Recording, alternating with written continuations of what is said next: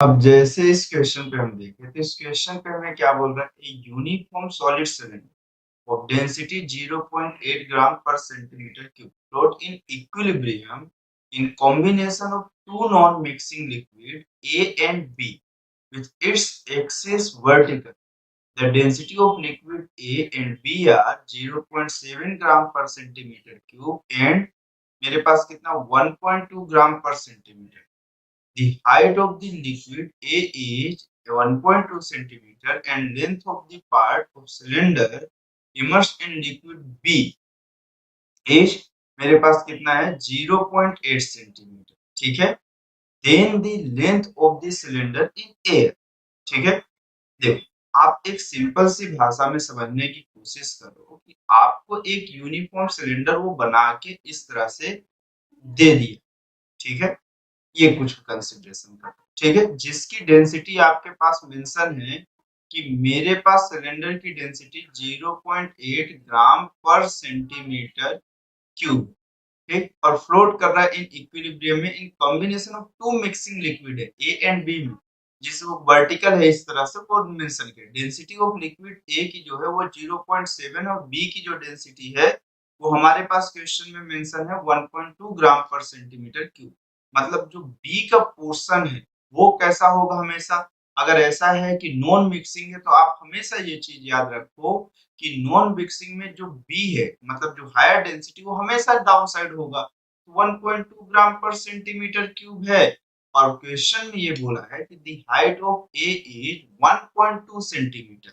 मतलब मेरे पास ए तो कंप्लीटली ऊपर तक इसको डुबाया होगा, ये मतलब ये उसके अंदर साइड ही होगा फ्लूइड में. तो 1.2 कितना है मेरे पास इसकी वैल्यू सेंटीमीटर में. ठीक है.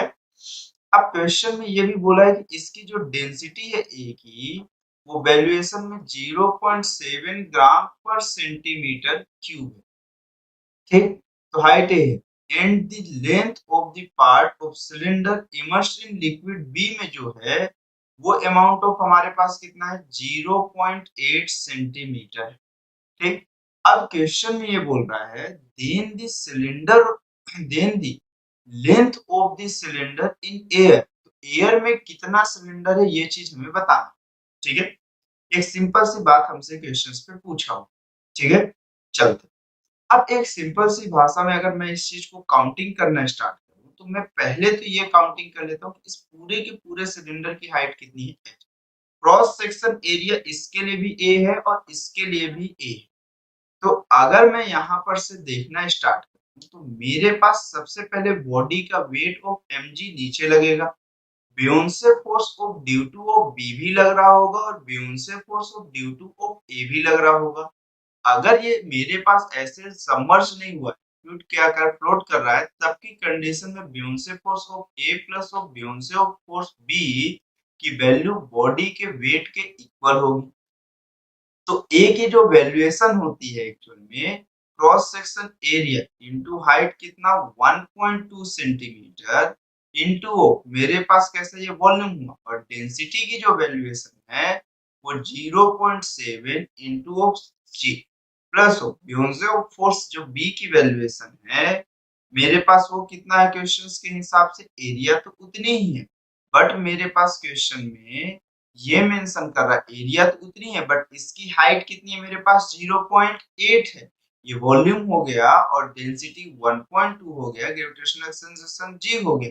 मास की वैल्यू हमें गिवन नहीं है तो क्रॉस सेक्शन एरिया इसके लिए भी a है क्योंकि पूरे की हाइट सिलेंडर है मतलब पूरा format cross section area same है. हाइट की वैल्यू h है. अब क्वेश्चन में डेंसिटी ऑफ मेरे पास इसकी मेंशन है 0.8 और ग्रेविटेशनल एक्सेलरेशन g. तो आप देखो ए तो सभी से कैंसिल आउट हो जाएगा, जी भी सभी से कैंसिल आउट हो जाएगा.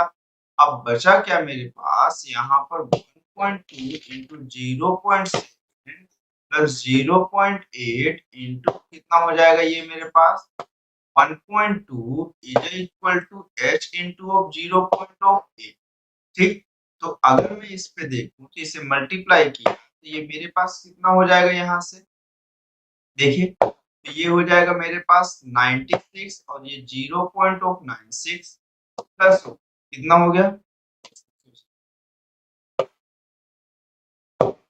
ये हो गया 0.84, ये हो गया 0.96, ठीक।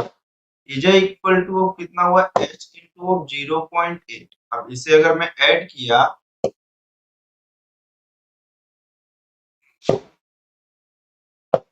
तो ये 1.8 के आसपास आए, ठीक है। तो नेक्स्ट ऑफ स्टेप में हम लोग चले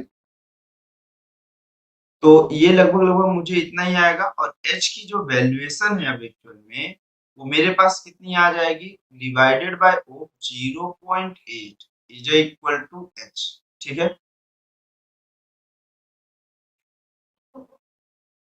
ठीक है, इसका भी मल्टीप्लीकेशन ठीक है।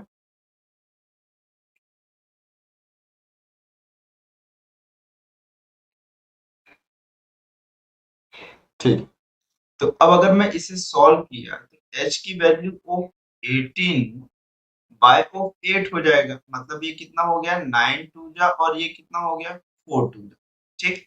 और अगर मैं इसे डिवाइड किया तो ये वैल्यूएशन ऑफ मेरे पास 2 कितना 25 के आसपास जा रही, ठीक है। चलिए, ये मेरे पास हाइट ऑफ किसकी वैल्यूएशन है, ये मेरे पास अगर मैं इस चीज की बात करूं कि हाइट ऑफ मेरे पास then the length of the cylinder in air पूछा है या नहीं पूछा, ये मेरे पास टोटल लेंथ ऑफ किसकी हो गई, मेरे पास सिलेंडर की।